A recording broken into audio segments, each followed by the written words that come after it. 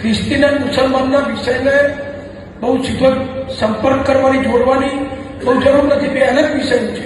મહેસાણામાં ધર્માંતરણ મુદ્દે નીતિન પટેલનું એક નિવેદન જે છે તે સામે આવ્યું છે. તો બીજા હિંસક રીતે ડરાવી ધમકાવીને ધર્માંતરણનું કામ કરે છે તેવી વાત નીતિન પટેલે કરી છે.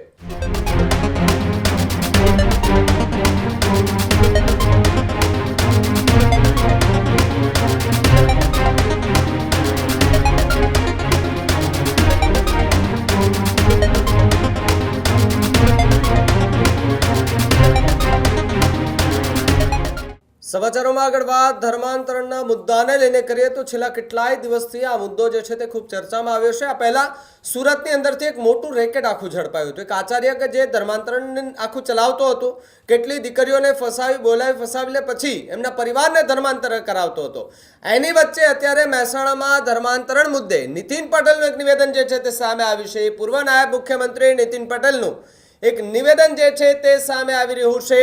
વિશ્વ હિન્દુ પરિષદ પ્રેરિત ઓમકાર મિશનની સાધારણ સભામાં નીતિન પટેલે નિવેદન આપ્યું છે. ધર્માંતરણ અને હિન્દુ સમાજમાં વિભાજન અંગે ચિંતા વ્યક્ત કરી હતી.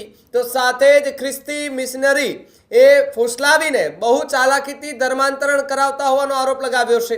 તો બીજા હિંસક રીતે ડરાવી ધમકાવીને ધર્માંતરણનું કામ કરે છે તેવી વાત નીતિન પટેલે કરી છે. હિન્દુઓને ઓછા કરવાનો લક્ષ્યાંકે ધર્માંતરણની પ્રવૃત્તિ જે છે તે ચાલતી હોવાની વાત કરી છે. ખ્રિસ્તીઓની સંખ્યા અને વસ્તી એ વધતી જતી હોવાની વાત નીતિન પટેલે કરી છે. ખ્રિસ્તીઓની સંખ્યા એ ખૂબ મોટી માત્રામાં અને ખૂબ એના આંકડાઓ વધતા જઈ રહ્યા છે. મહેસાણાની અંદર એ ધર્માંતરણ મુદ્દે નીતિન પટેલનું આ નિવેદન જે છે તે અત્યારે ખૂબ વાયરલ થઈ રહ્યું છે. ધર્માંતરણનો મુદ્દો એ ન માત્ર આજકાલનો પરંતુ ઘણા લાંબા સમયથી આ મુદ્દો ચાલે છે ને એમાં સુરતની અંદરથી એક આખો રેકેટનો પર્દાફાશ થયો હતો, જેમાં એક આચાર્ય કે જે સ્કૂલની બાળકીઓને બોલાવી ફોસલાવી લગ્નની લાલચ આપ્યા બાદ એમને કહેવામાં આવે છે કે હવે તમે ધર્મ પરિવર્તન કરી લ્યો, તમે આ ધર્મ અપનાવી લ્યો. જ્યારે એ દીકરીઓ એ ધર્મ અપનાવવા માટે પણ તૈયાર થઈ જાય છતાં પણ એ જે લગ્નની વાત આવે છે ત્યાં લગ્નની વાત અટકી જાય છે અને પછી એવું કહેવામાં આવે છે કે હવે તમે તમારા પરિવારને કહો કે તે પણ ધર્માંતરણ કરી લે, એટલે કે ધર્મ બદલાવી નાખે. આ પ્રકારનું એક આખું ષડયંત્ર જે છે તે સામે આવ્યું હતું ને પોલીસે પર્દાફાશ કર્યો હતો. પર્દાફાશ થયા બાદ અનેક ચર્ચાઓ અને અનેક એવા ચહેરાઓ જે છે તે સામે આવ્યા હતા. એ સામે આવ્યા બાદ અલગ અલગ રીતે કાર્યવાહી જે છે તે કરવામાં આવતી હતી. એ સુરતની ચર્ચા વચ્ચે મહેસાણાથી નીતિન પટેલનું નિવેદન જે છે તે અત્યારે સામે આવ્યું છે અને ફરી એકવાર રાજ્યમાં ધર્માંતરણનો મુદ્દો જે છે તે ચર્ચામાં આવ્યો છે. ત્યારે નીતિન પટેલે શું કહ્યું સાંભળીએ એમને. ડોક્ટર કે બીપી છે એટલે પેલા રાતે ઊંઘ ના આવે અને જે ભણેલો ગણેલો ના હોય મજૂરી કરી ઘસઘસા ઊંઘી જતો હોય ને બીપીની ચિંતા નહીં, સુગરની ચિંતા નહીં, કશાની ચિંતા નહીં, પણ ખબર પડે એટલા આપણે ચિંતા થાય. એમ અત્યારે વિશ્વ હિન્દુ પરિષદ મારફતે સંઘ મારફતે આપણને ખબર પડી છે છેલ્લા 25, 30, 40 વર્ષથી કે આપણે ઘટતા જઈએ છીએ, આપણામાં વિભાજન છે, ખ્રિસ્તીઓની સંખ્યા વધતી જાય છે, વસ્તી વધતી જાય છે. મુસલમાનો વળી એક જુદો વિષય છે. ખ્રિસ્તીના મુસલમાનના વિષયને બહુ સીધો સંપર્ક કરવાની જોડવાની બહુ જરૂર નથી, બે અલગ વિષય છે.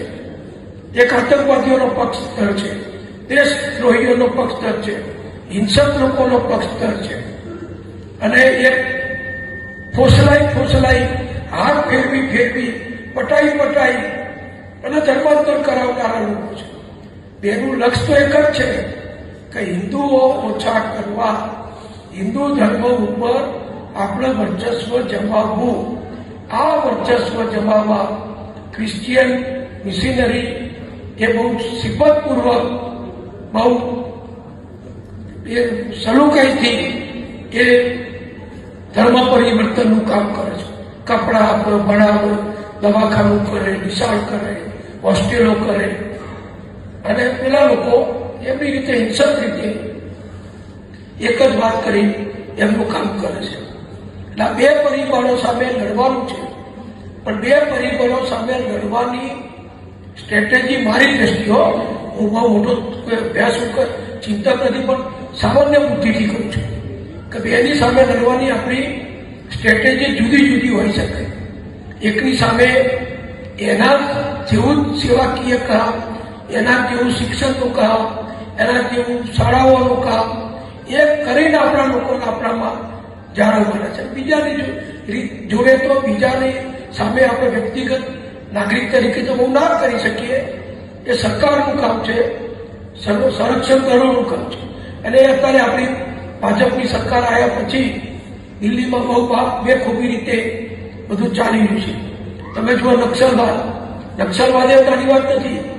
છત્તીસગઢ, મધ્યપ્રદેશ, ઝારખંડ એ વિસ્તારો આદિવાસીઓમાં આ જ વાત છે કે આ આપણું પડાઈ લીધું, આપણું લઈ લીધું, આપણું જ છે. કોઈ વીજળી નહીં આવવા દેવાની, કારખાનું નહીં નાખવા દેવાનું, રોડ નહીં બનવા દેવાનું.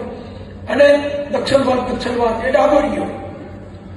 નક્સલવાદ એટલે ડાબેરીઓ, સામ્યવાદીઓ એ જુદા નથી. સામ્યવાદીઓ બધી બહુ હોશિયારીથી લડે છે. પશ્ચિમ બંગાળમાં 25 વર્ષ સામ્યવાદી રાજ સરકાર ચાલી, વિચારી લો તમે, 25 વર્ષ સુધી. અને વીપી સિંહના એવા બધાના સમયમાં તો સામ્યવાદીઓ ભારત સરકારના મંત્રી હતા, એક તો સ્પીકર બન્યા હતા સોમનાથ ચેટર્જી. એટલે આ બધું ઘણું ક્ષેત્રમાં લડવાનું છે. એમાં આપણે લડવા માટે બહુ નાના છીએ, પણ ભાવના ઊંચી છે. એટલે આપણું કડીનું કામ ઘણું ચાલે છે, ઘણું